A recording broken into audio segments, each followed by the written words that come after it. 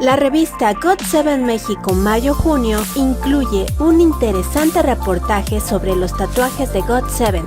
Es por eso que no resistimos a hacer un tutorial para que puedas tatuarte de forma temporal los logotipos que usa GOT7 y cada uno de sus integrantes. Entra a got7mx.com para descargar la plantilla y ver la primera parte de este tutorial. Aquí en la segunda parte ya vamos a pasar la impresión a la piel.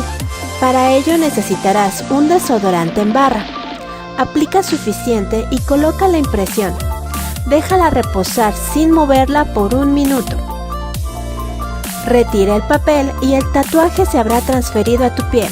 Con delineador para ojos de los que tienen punta tipo plumón, traza el diseño y remárcalo hasta que quede a tu gusto.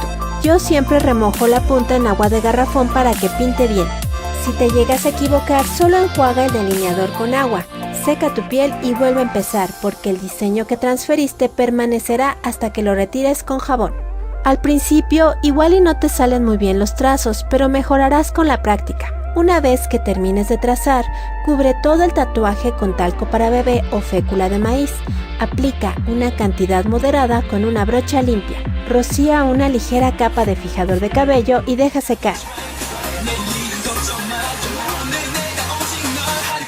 Vuelve a aplicar una segunda capa de spray y tu tatuaje está listo. ¡Hagamos otro!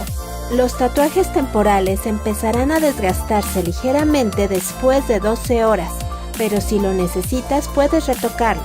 Resisten muy bien el contacto, la fricción y hasta la sudoración. Para retirarlos basta lavar con agua y jabón. Recuerda seguirnos y darnos tu like. Para el siguiente High Touch ya me vi con el tatuaje de Yu-Gi-Oh! ¿Y tú?